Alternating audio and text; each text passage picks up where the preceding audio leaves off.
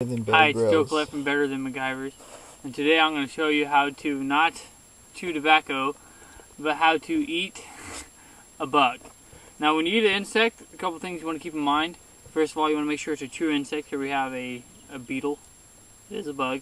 Now you know it's a true insect. It has 6 legs and 3 body parts. You have a head, abdomen, and a thorax.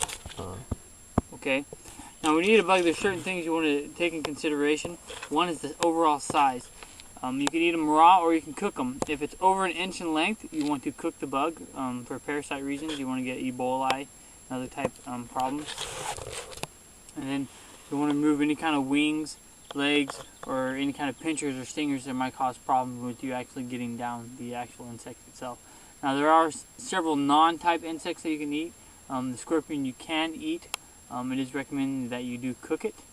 And also some spiders are actually edible, but a lot of those you have to make sure that they are cooked and cooked well done, so any poison that is left remnants is not harmful to you. Now, with that in mind, there's a couple things you want to look for when choosing an insect of choice to eat.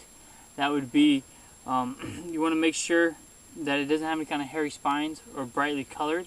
Insects and animals that tend to be brightly colored have a it's their way of saying "don't eat me" to their predators. So you want to keep that in mind. And again, the size, and make sure it is a true insect. So what we're going to do first is we're going to remove the head. You can zoom in on this.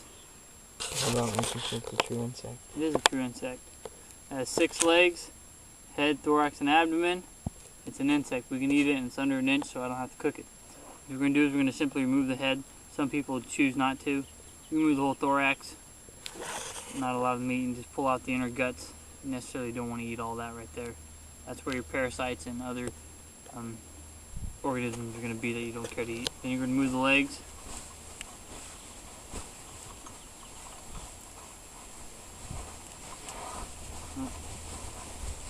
And the wings, if so choosing.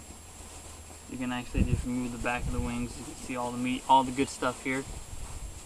That's what you eat, and as they say, Hakuna Matata. You're going to eat it. This particular bug has kind of an acidy or spicy type flavor to it.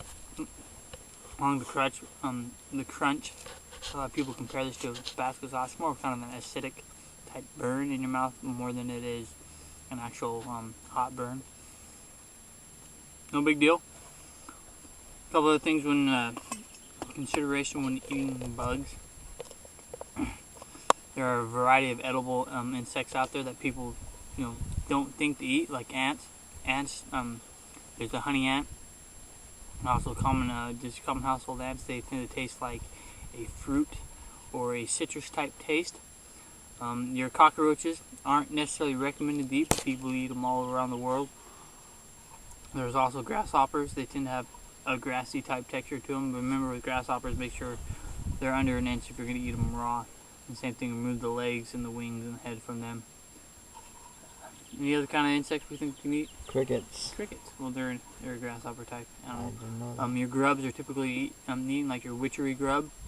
And again, with them, you can eat the whole thing, or you can remove the head and legs. Preferable. Again, any of these foods that you eat that are insects, it's preferable that you cook them versus eating them raw.